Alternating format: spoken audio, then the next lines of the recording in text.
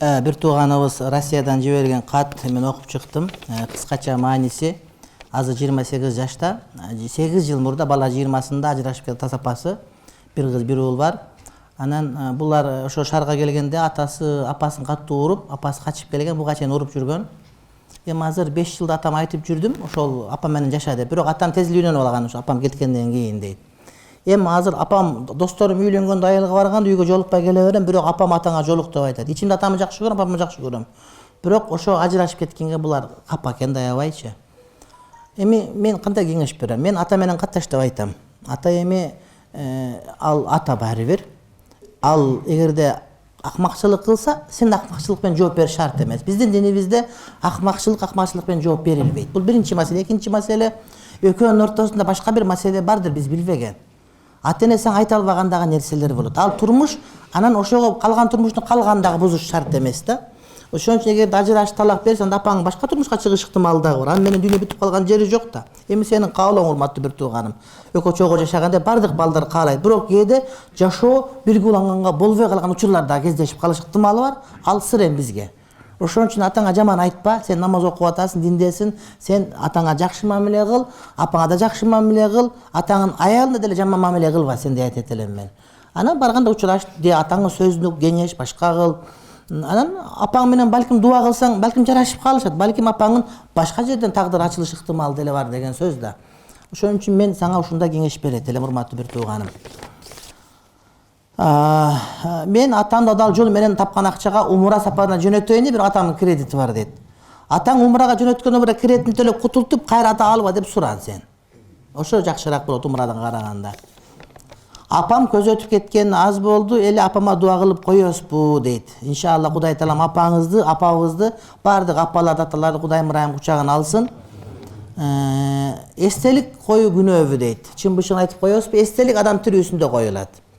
Кантип коюлат? Кылган амалы менен коюлат.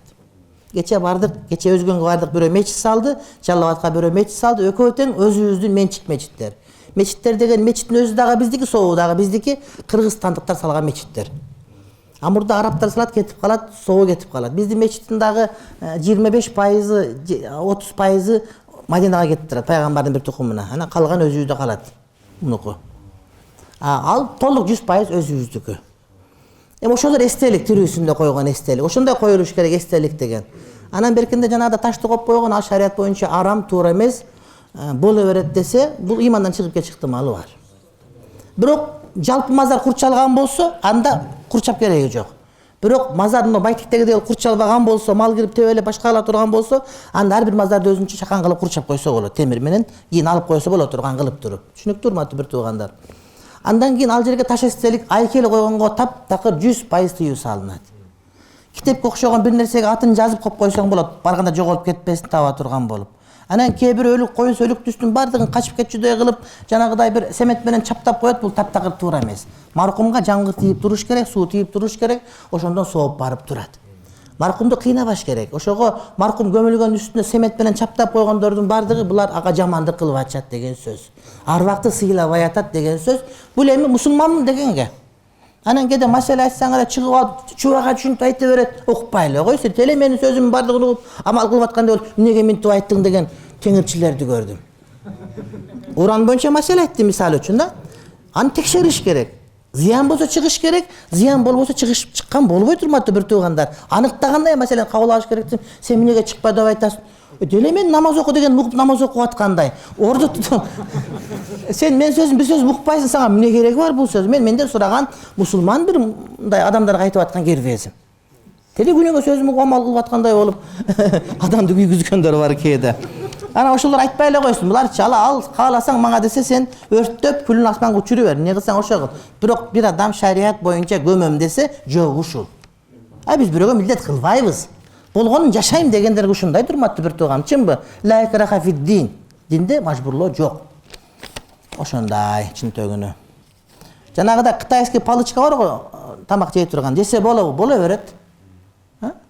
Пайгамбарыбыз илажы болсо 2 кол менен жеген жакшы көргөн, болсо 3 кол менен, бирок 5 кол менен жегенди жаманыраак көргөн. Бирок биздин 5 бармак ансыз желбейт да 5 бармак менен. Пайгамбарыбыз баганда 5 бармак болсо кантип айтмак экен билбейм. Бирок эгерде 2 кол менен 3 кол менен жеген болсо бул жакшыраак болот урматтуу бир тууганым да. Анан биздин 5 бармакты эми жеп жүрөбүз чоң кол менен эле. Ilmul vaz'i деген илим барбы? Илим бар, ушундай илим. Эмнени окутат? Негизи эле араб тили 12 бөлүктөн турат дейт. Мисалы сарф, нахви, мантык, балага жана башка ошолордун 12син тең окуш керекпи? Шариат китептерин түшүнөм деген адам. Шариат китептерин түшүнөм деген адам ошол илимдердин бардыгынан кабар болуш керек болот. Тафсирден кабар болуш керек, хадистен кабар болуш керек, балагадан кабар болуш керек, тилдин өзүнөн кабар болуш керек, грамматикасынан кабар, сарфтан кабар болуш керек. Анан ошолорду билбей эле анан ушинтип бир жолу бир бала университет бүтүптүр. Анан мен сүйлөшүп калып анан сага кандай кайсы илимдер окуган десем, тафсир, акыйда баарын окуй берем. Только ушу грамматиканы жакшы билбейм дейт. Мен айттым, астагфирулла, бул грамматиканы билбесе, анда кантип калгандарын жакшы түшүнөт. Эми качкыч болсо. Меники кире берем, бирок ачкычым жок дегендей сөз да булчу. Ага ишенбеш керек да, ишенбеш керек. Таң калдым. Өйтө өз ойлонбой эле айтып алды, окшойт ойлоп калдым кийинчи. Сарф такуну жакшы билбейм, бирок калганын биле берем дейт да. Ага ишенбеш керек анын илимин андай болуп калса. Балагадан кайсы китеп сунуш кыласыз дейт. Балагадан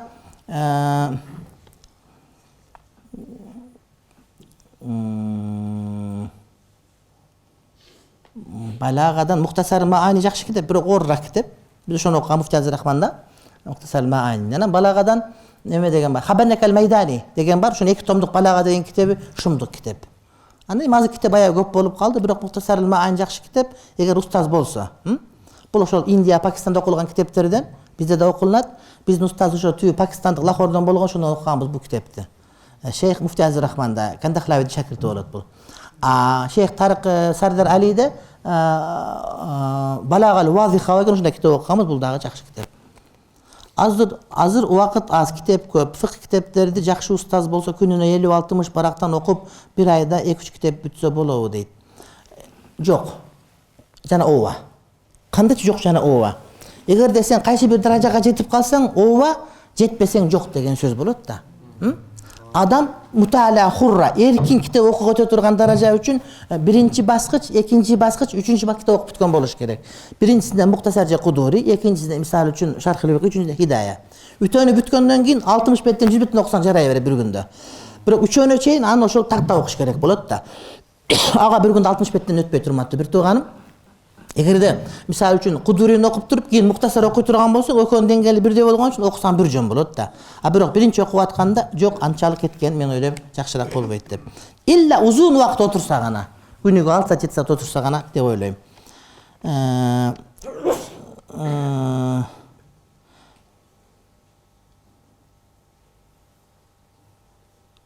Сабак кайталоодо эң жакшы метод кайсы дейт?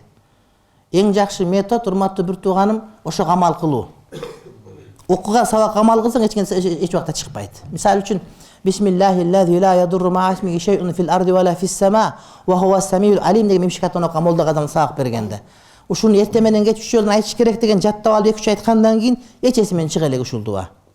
Ошон үчүн амал кылуу эң жакшысы. Анан такыбалык албетте. Анан Имам Бухари айткандай кайра-кайра кайталап окуу деген сөз болот. Кээ бир адамдар маселени так түшүнбөйт, бирок кайра-кайра кайталай берет. Биринчи маселени жакташ үчүн, такташ үчүн түшүнүш керек.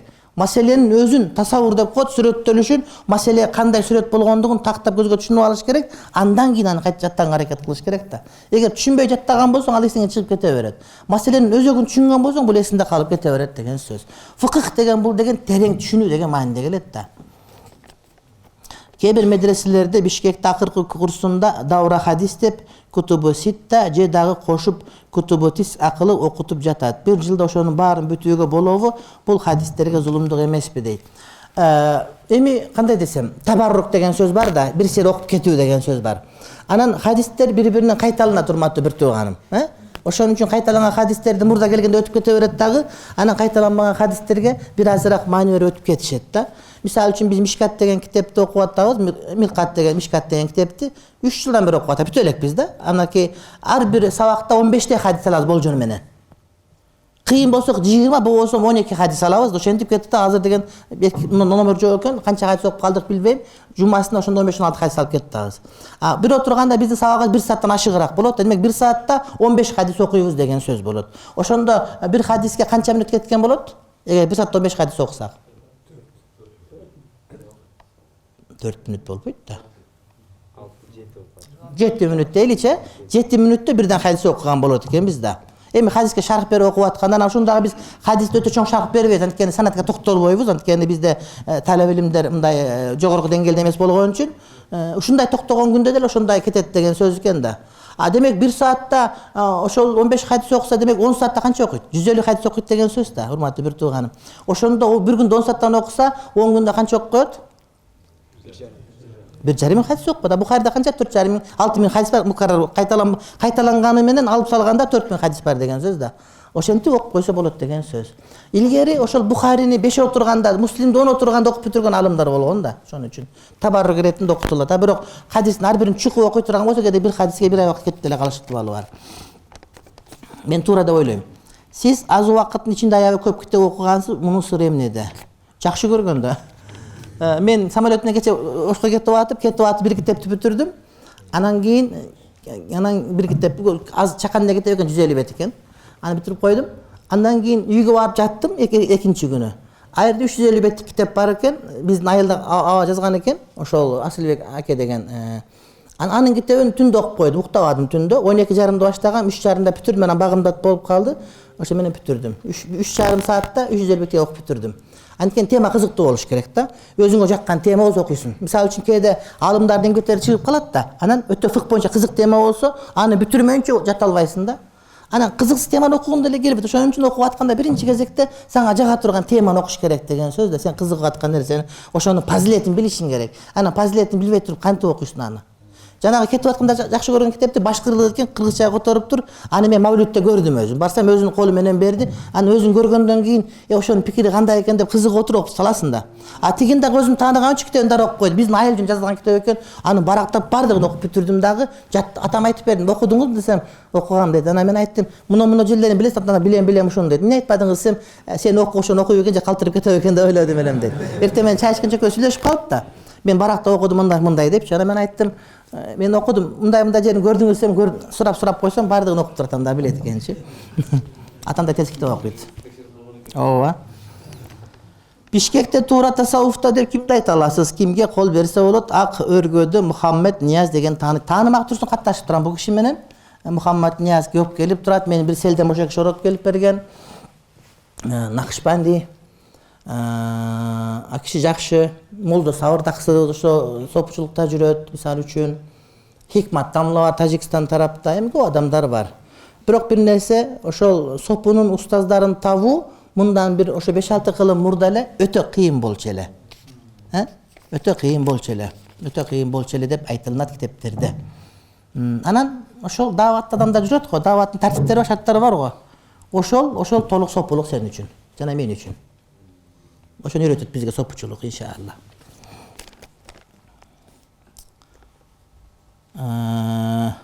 Узакбек Таксыр, мен сизди күтөм сабактан кийин, эркектер чыгып кеткенден кийин мастуратыңыз менен кириңиз.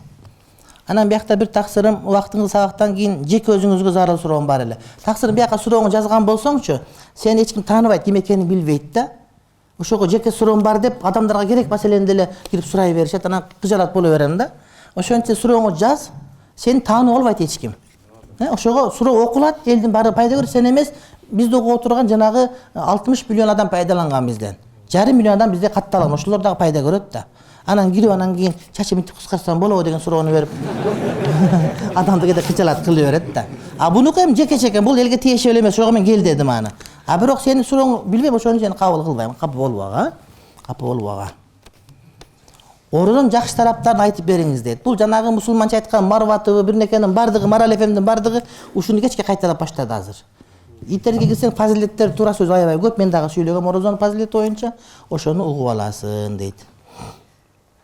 Бала көп жыгыла бергенде тушоосун кесиш керек деп калышат. Тушоо кесүү деген шариятта барбы? 5-6 баланын чуркаты бир жипти кесип коет экен го дейт. Шариятта жок, бирок шарият каршы эмес.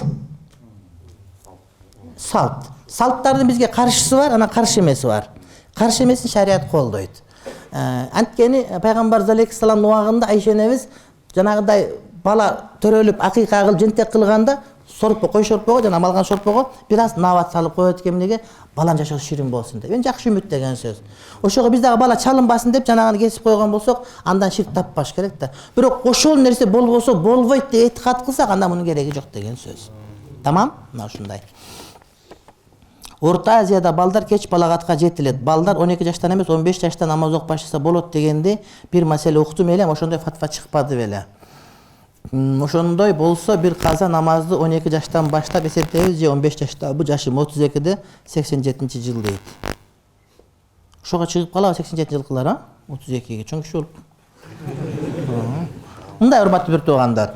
Эркек балдардын балагатка жетүүнүн эң эрте убагы 12 жаш. 12 жашка чейин балагатка жеттим деп айтса, тамашалатат деп ойлойбуз. Эң кеч убакыт 15 жаш. 15 жашка жетип уруктугу келбесе, же колтугуна авирлерине түк чыкпаса, же үнү өзгөрбөсө, анда бул 15 жашка жеткенден кийин балага жетти эсептей берет, жаш менен эсептейбиз деген сөз. Бирөө 20га чыгып калышы мүмкүн да, 20га чыкканда түк чыгышы мүмкүн, же урукту келиши мүмкүн да, ага чейин келбеши мүмкүн. Бирок муну биз 15 жашында балагатка жетти деп эсептейбиз. Ага чейин уруктугу келип кашка болуп калса, чүркөп калса, анда балагатка жеткен болуп эсептелип кете берет деген сөз.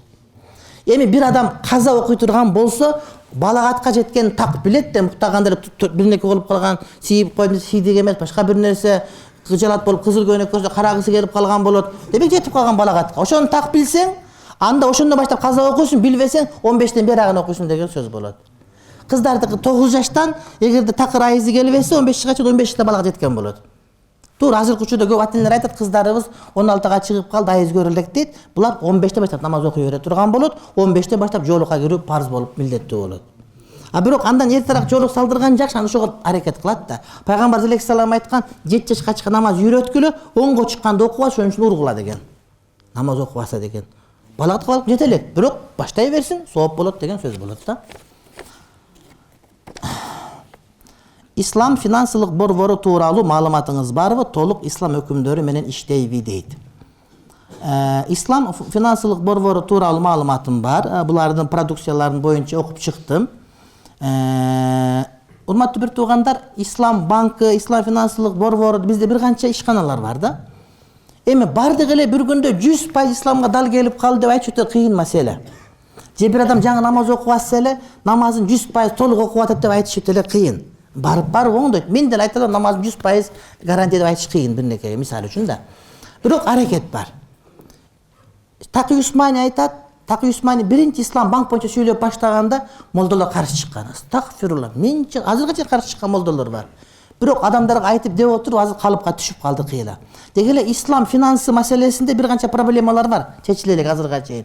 Бирок ошого карабастан ушулар иш жүргүзүп атат, буга Аллах ыраазы болсун дешибиз керек болот. Анткени көч бара-бара түзөлөт. Ислам финансылык борбору жана башкалардын бардыгы, урматтуу бир тууганым, мен бардыгын колдоого алыш керек деп эсептейм. Анткени буларды албай кое турган болсок, анда эч убакта бизде бул нерселер болбойт да. Ошон үчүн өткөндө бизге муфти Иршат деген Пакистандан келди, ошол адам айтты бизге, адамдарга түшүндүргүлө, силер ушул маселеде ошол банктарды колдош керек. Адамдарда канчалык колдоо көп болсо, шунчалык деңгээлде булардын оңдолушуна тезирээк шарт болот деген маани келип чыгат. Ошондуктан мен бардыгын колдойт элем. Бир эле адам имамга уюп окуса, бир карыш же артында туруп окуйт го. Анан үчүнчү адам келсе артынан желкесине уруп мен келдим дегенде белги берет экен. Ошондо бир кадам артка жылыш керекпи? Жылса болот, тартиби бар, бирок жылбай окуган жакшыраак. Анткени жылганын көп эле бузуп алат да. Имам окуганда бирөө аркасында андай эмес да, урматтуу бир бутунун башы тигинин согончо тушуна келиш керек болот, мындай. Жанында эки окуйт, окуганда имам мындай турса, муну мындай туруш керек. Мунун согончо гана мунун буту тие турган, башы тие турган деңгээлде. О аркага туруп алган болбойт, мындай эле турат деген сөз да. А кийин келген мунун жанына окуй бериш керек, ушинтип элечи. Муну тартса болот, бутун көтөрбөй жылып кетсе болот, бирок анат карыш кыйыныракта, көп адамдар намазын бузуп алып же макрух кылып алган үчүн ошентип эле окуй берсе, ага ушул эле жакшы деп бүтүрөбүз. Жана ажылыкта кыран кылбай таматтуу кыла бер деп айтабыз го, ошондой. Муну бүтүрүп коюн, азыр эле кагаз калыптыр. Ассаламу алейкум устаз, мен учурда Кореяда иштеп жатам. 3 жылдык келишимдин контракт негизинде келгем. Биз кагаз менен иштейбиз. Косметика чыгарган ишканалар буйрутма беришет.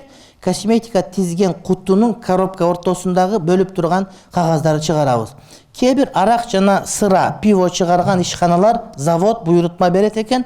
Murda bilчү эмесмин, жакында билдим, иштеп тапканым арамбы? Башка жумушка которулушум керекпи? Буга чейин иштеп тапкан акчаларымды үй курууга жумшап салганмын. Эгер арам болсо эмне кылуум керек? Биринчи маселе, буга чейин билген эмес, ошого күмөн жок. Билгенден кийинки маселе, сиз иштей бересиз, анткени сиз мусулман өлкөсүндө эмессиз, бирок тынымсыз иш карайсыз. Анан адал деп эсептеген иш болгондо, ошондон кем эмес айлыгы болгондо ошого которулуп кетесиз. Токтотуп кой биз дебейсиз, түшүнүктүүбү? Иштей бересиз, мусулман эмес өлкөсүндөсүз, ошонун айлыгынан кем эмес, же азыраак кем болсо дагы көп айырмасы жок айыл тапканда, ошого дароо кетүү сизге милдеттүү болот. Буга чейинки анда проблема жок, анткени аны билген эмессиз. Мен ыраазылык билдирип, абдан туура жазылган, кол жазма дагы сулуу экен, анан адабий тилдин нормасына туура келет аябай. Бир гана бул жерде тамга калып кетиптир. Бирок аны атайлап калтырган эмес, жазып атканда түшүп калганын билип турам. Иштеп таканым болуп калыптыр, пый калып калыптыр. Менде ушинтип калып кетет кээде. Эркек кишиге алтын тагынууну арам деп укканмын. Алтын тиш салдырууга шариятта кандай каралат? Алтын таккан арам, бирок тиш салдырса болот. Эгерде алтындан башка тиш салдырып сасып кете турган болсо. Сахабалардын убагында бир адам мурду үзүлүп түшүп калгандан кийин күмүштөн мурдун салып алган да. Эми мурдун бучуп болуп калса, жакшы көрүнбөй калат, төрү көрүнүп мурдунун. Анан күмүш салса эле жанагы күмүш менен дене дал келишпей сасый берет экен дагы, анан алтынга алмаштырган да мурдунчу. Ошон үчүн болот. Мен дагы тиштерим ошондой сары тиштер бар. Докторго барсам айт, ушул тишиңизге туура келет дегенден кеңешин уктум мен. Анткени башка тиш салдырсаң кээде денеге жабышпай, жыттанып башка болуп, ызычуу болушу мүмкүн экен. Ошондуктан ага уруксат берилет. Бирок башка тиш салсаң жакшыраак болсо, ушундай эле эффект бере турган болсо, анда алтын салбаш керек. Түшүнүктүүбү? Доктор менен кеңешүү керек. Протез, тиш, алтын, күмүш, темир, керамика жана ушул сыяктуу салдырган киши каза болуп калса, жерге берерде протез тиштерин жулуу зарылбы же ошол боюнча кое берсе болобу дейт. Эгерде тишти алуу же бир азыраак кыймылдап чыга турган болсо, алыш милдеттүү болот. Анан өлүктүн башын тебелеп, кычкачпен тартып, мүнтүр тарткан, ал өлүктү кыйнаган болот. Анан ошон үчүн бир-эки тиши калып калса, анда чыкпаса кыйын болсо кыйын. Бирок кычкачса тиш доктор мындай алып туруп, муну акырын чыгарып алса, чыкса боло турган болсо, анда алтындар алыныш керек. Түшүнүктүүбү? Аны элге жарыя кылып коюш керек. Анан кийин түндөсү барып алтын тиши бар эле монуку деп казып, анан башын тепкилеп жүрбөсүн бирөө жарым. Ошого алтын тиши алып, анан тиштери алынды алып коюш керек экен. Молдо ушинтип айткан экен, ошого алып койдук тиштерин деп жарыя кылып коюш керек. Анан 32 тиш алтын болуп, кечке күлгөндө алтын болуп жүрсөң, өлүп калса, көмүп койсо, ууру барат түндөсү. Археологдор айтат да, канча кабыр казганда мусулман дин келгенден кийинки мусулман дин кармангандардын сөөктөрүнүн бардыгы көмүлгөн бойдон туура жатышат дагы, мусулман эместердин сөөктөрү дайыма азапталган, анан мындай бир кыйналган дейт да. Периштелер эмес, адамдар тарабынан. Анткени алар деген кошкондо табагын кошуп көмөт, башкасын кошуп көмөт, тиштери бар, башка бир нерселер бар да. Ошолорду алыш керек деп казганда эми ал сен чоң атаң эмес да, ал деген бандит, хулиган. Ал эмне кылат? Каалагандай лом менен башын ачып туруп, мынтип туруп, жулуп анан тыгып коюп кете берет да. Анан сөөктөр кыйшайган бойдон мындай бойдон болгон буттардын издери калган бойдон сөөктөр калат дейт да. А бирок мусулман кабырларды казганда өлүккө эч ким тийишкен эмес дейт. Ал эмес, каарылар, алымдар болуп калса, даже сөөк дагы кепин дагы чириген эмес деп айтышат да. Демек тиш калбаш керек аякта. Тамам? Итке темирдин кереги эмне? Эми бул макал, анан чубага өлүк титке теңе деп айтпаш керек, бул макал. Бир жолу сүйлөп атсам радиодо. Анан бир көз азиз адам суроо бериптир, мен айттым да. Көз азиз адам суроо берсе, сокурдун тилегени көз деген макал бар. Эми ошону айтып койсо, мен сокур деп айттыңыз, ондай мындай. Эми сокур экенин жалган эмес, чын эле аны сокурдун тилегени көз деген сөз бар бизде. Эми бул любой нерсе айтылына берет да. Суусуз жер жок жерде келе сууну талап кылат десе, анан чыгып алып, ошо кийин келип кет кечирим сурады. Анан мен уруштан, мен дагы моюн берген жокмун. Анан кийин бир маалда бир эжеге профессор экен тили боюнча.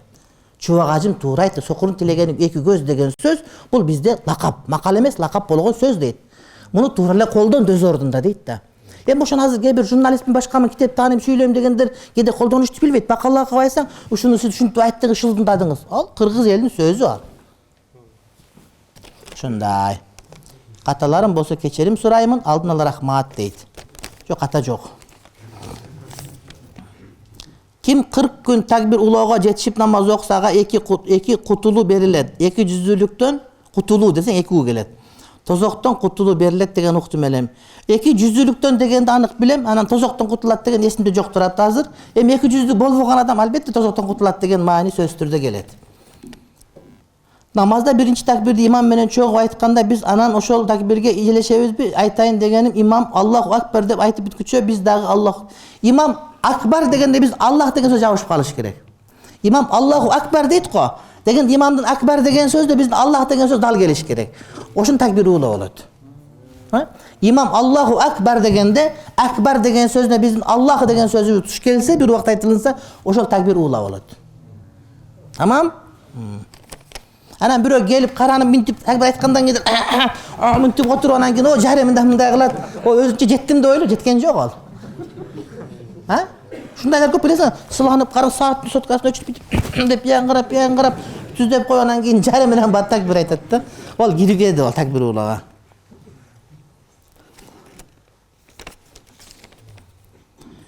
Bizim üy-bölödө içkilik içken adamlar köp takır toktobo жатышат, içkiliktin ayынан köp nerседен жетишпей калдык. Токтотпой жатышат, кыскасы кыйын болуп калат. Көз ачыкка барган болбойт билем, бирок улуу эжебиз барыптыр барса улуу атаңар зулум менен зулум киши ошонун аяна. Суроо туура эле. Молдо Хашим деген устазыбыз бар. Ошо киши сууга дем салып берет, жамгырдын суусуна. Ошону ичсе, иншалла шифа болуп, ичпей калган учурлар бар. Ошон үчүн Молдо Хашим телефонун азыр менин жанымда жок. Мага бир кат жазсаңыз, Молдо Хаш телефон деп мен сизге жиберип коем. Ошо кишиге жамгыр суу көтөрүп барсаңар, дем салып берип, Куран аяттары менен анан ошондан кылып берип ичирсеңер, иншалла, же замзам апарсаңар, берекелүү суу да замзам деген жамгыр суу берекелүү суу, иншалла жакшы болот. Молдо Хашим биздин устазыбыз. Молдо Надырдын бир тууган агасы. Бул киши. Параллель дүйнө жөнүндө айтып бериңизчи дейт. Ушу дүйнө акырет, биз жиндер, шайтан ушунун баары параллель дүйнө. Бир убакта болуп аткан деген. Жиндердин ааламы бар, шайтандардыкы, биздин ааламыбыз ушу параллель дүйнө урматтуу бир тууганым. Алварс деген эмне? Илим менен билимдин айырмасы эмне? Буларды көп сүйлөгөнбүз. Сүйлүк койдурса болот, бирок хижама сүннөт. Сүйлүк боюнча хадис бар дейт, аябай дайыф хадистер мен билишимче, эми хижама боюнча сах хадистер өтө көп. Ошон үчүн хижамадан өтөрү жок. Молдо жин чыгарыш үчүн эт жебеш керек дейт, ошол туура аны жыргалкардан сураш керек. Мен билбейм, мен анткен хадистигим жок бул боюнча. Түрктөрдү, кытайларды, орустарды, индустарды жамандаган элем кандай болот? Эми тооба алыңыз. Разно рабочий болуп иштейм, жайкы салуучу жерде адамдар эс алганы келишет, жана ичимдик ичет, мен мусорлорду жыйнайм, арак жана башка мага күнөө болуп калбайт. Жок, мусорду баарын жыйнай бересиз. Анткени арактан башка арамдар деле көп го. Тезек деле жыйнап атпайсыз мусор кылганда. Ошон үчүн аны жыйнай берет мусорду. Агасы шерик болбойт күнөөсүнө. Көк чөптүн үстүнө намаз окуса болот. Алдын тосуп алып, бирок адамдарга көрүнүп калат, ушул нерсе намаз эмес нерсе болбойбу дейт. Жок, куртканы таштап койсоң боло берет. Же болбосо бир дарактын тушуна, же бир дөңсөнүн тушуна туруп окусаң дагы тосула берет. Сөзсүз түрдө бир нерсе алып келип коюш ага шарт эмес. Балыкчыда Абдулла шейх жөнүндө айтып бересизби? Алланын динине кандай мээнет кылган? Муну көп айткам, карасаңыз чыгат иншалла. Акши менен абдан жакын мамиледе болчук. Мен көрөрөнү бар, дайыма эми менен чогуу болчу эле. Биз чогуу жүрчү элек. Ооруп жатканда зыярат кылып барып турдук. İnşallah akişinin baldarına neverleri de ошол кишинин жолун насип кылсын. Мен акишини тирүү олия деп билчүмүн. Дайыма дуа сурап турат элем. Эми тирүү адам өлө элегенде айтыш кыйын, макташ кыйын, анткени өлгөнгө чейин билбейбиз да, бирок айтып боло берет да. Өлгөнгө чейин бир олия деп айтсаң, ошо ишенип алып анан көп кетип анан олиялыгы кетип калыш ыктымалы бар. Ошон үчүн дайыма өлүп калгандарды карманган жакшы болот. Эми азыр өттү иншалlah бейиш деп түшүнөбүз, мактасак жараша берет да. Чындыгында таквалыгын илим алган эмес а киши, бирок ошол Кудай мага өзүнүн пазил карамынан илим берген адамды түшүнөт элем. Анткени акыйдасы, башкасы биз отуруп барлашып калат элек. Кээ анча-мынча адамдар оорураак маселе болуп калса мага жетелеп келип фатва сурап кетчү. Үйгө чейин келчү да. Аны экөөбүз көп сүйлөшүп отурат элек. Отурганда мынтип бамдасаң, кээ бир медресе көргөн адамдарга караганда дагы мунун аң сезими, дүйнө таанымы, аны ислам боюнча түшүнүгү акыйдасы түз киши болчу да. Анан жана Кудайдан коркула, таквалык кылсаңар, Кудай үйрөтүп коет дегенди ошол кишиден көрдүм мен.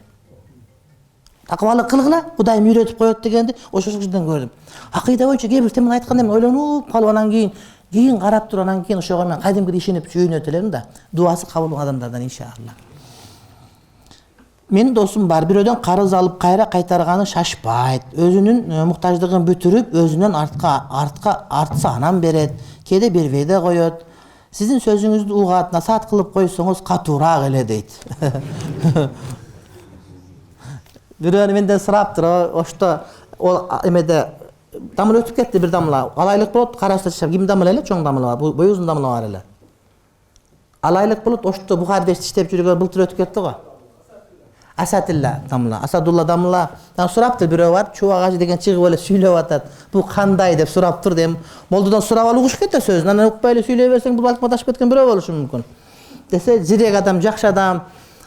Бул адам эгерде мен ошонун ордуна ошонун сөзүн сүйлөсөм элдин баары качып кетип калат болчу дейт.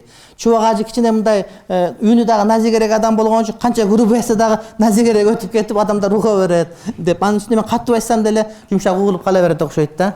Ошентип айт. Бирок айткан сөзү туура, жирек адам деп аябай мактаптыр экен. Кече жакында бирөө айтты, анан Асадилла ошентип айтты. Алла рахматын алсын, жакшы киши. Бухараны окуганда. Эми урматтуу бир тууганым, адам карыз алганда кайра төлөп берем деген ниеттен алыш керек болот. Анан мутил деп коет. Бул деген карыз төлөгөн кудурети болуп туруп, бергенге шашпаган адам мунун дуасы кабыл болбойт деген да осуят бар. Мен жетет ушул нерсе. Дуасы кабыл болбойт деген сөз урматтуу бир жетет. Бул деген тилеги кабыл болбойт деген сөз да. Ошол жетет менимче. Мен соодагермин, кээде клиенттер менен и дагы болуп берди, клиенттер менен басын талашып калган мезгилде теңге таштап чечип коём дейт. Оң жагы түссө сага, сол жагы түссө маңа деп. Ошонум туура элеби дейт. Боло берет. Анткен жанагы эме кармагандай, мындай кармагандай, Кур'а деп коет. Ошондой эле, түшүгүла кармагандай кеп. Талашып кал, такыр болбой калса, ошентип койсо жарай. Кимге чыкса ошондой деген сөз.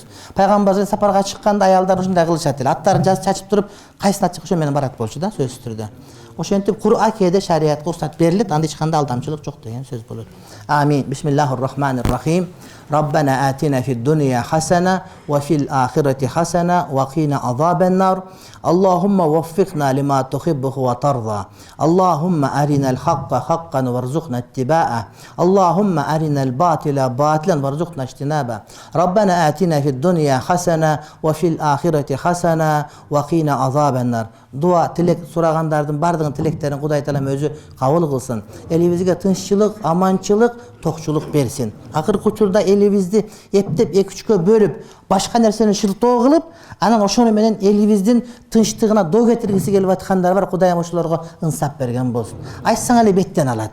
Жанагы жамандын өзү тең эмес, бирок сөзү тең келет деп, сөзү менен сүйлөп тең келе берет экен. Кудайым ошолорго ынсап берген болсун.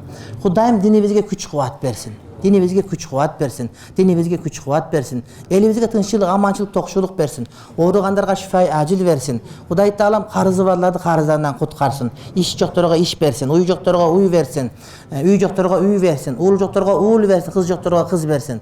Кудай Таалам элибизге тынччылык, аманчылык берип, падышабызды өзү истикаматта туура жолдо сактаганды Кудай Таалам өзү насип кылган болсун. Кудай Таалам ушул убакта мазлум болуп аткан мусулман бир туугандарыбыз дүйнөнүн чар тарабында бар. Кудайым ошолордун бардыгынын башындагы күлфатты, оорчулукту, зулумдукту алып салган болсун. Аларга зулумдук кылгандарга Кудай Таалам өзүң барсын. Өзүң билгениңде ошолорго аракетиңди кыл Кудай Таалам. Кудай Таалам, биз сага жалынып жалбарабыз. Ушул окуган сабагыбыз жакшамал ушунун ортого коюп сурайбыз. Мусулмандардын балдары, кыздары кор болуп турат. Ошолорду корлуктан чыгаргын. Айрыкча биздин кыргыз кыздарыбыз алыс жерде намахрам жок, башка жок, кыйналып, ар кимдин кол астында жүргөндөр бар. Көрүп дагы келип атабыз. Кудайым ошолорду кордуктан, зордуктан, кыйындыктан баледен өзүң куткаргының. Биздин колубуздан келбейт. Бизди себепчи кылгының, ошону куткаргының. Биз дагы намустуу болуп, ошолорубузду ошол жака кетирбестен, ошолор аялдык бактысын, кыздык бактысын, энелик бактысын өзүбүздүн жерибиз тапканды, ошолорду эркектерибиз шариат боюнча багып көтөргөндү, көтөрмөлөгөндү Кудай Таалам баарыбызга насип кылган болсун. Кудайым биздин көкөрөккөдөн жүрөгүбүздө башка бир мусулманга деген жаман көрүү, жек көрүү албастык болбосун. Ниетибизди ыйман менен тазалаган болсун. Жами тилеген тилектерибиздин баарын Кудай Таалам өзү тегиз кабыл кылсын. Өтүп кеткен аталарыбыз, апаларыбыз, бир туугандарыбыз, бизден дуа талап үмүт кылгандар, биздин дуа кылуубуз милдеттүү болуп, биз карыздар болгондордун баардыгын Кудай Таалам бейиштен орун берсин. Бойдок жигиттерибиз бар, жакшы жерден үйлөнсүн. Кудайым ошолордун үйлөнгөн никелерин бактылуу кылган болсун. Илим алып аткандарыбыз бар, илимдене Кудай Таалам береке берсин. Элибизге тынччылык, аманчылык, токчулук берген болсун. Уйгур туугандарыбыз, түрк туугандарыбыз, араб туугандарыбыздын башында чоң күлфөттөр бар. Ошол күлфөттөрдөн Кудай Таалам өзү куткарып кеткен болсун. Rabbana atina fid dunya hasana wa fil akhirati hasana wa qina azaban nar. Amin. Bi rahmetike erhamer rahim.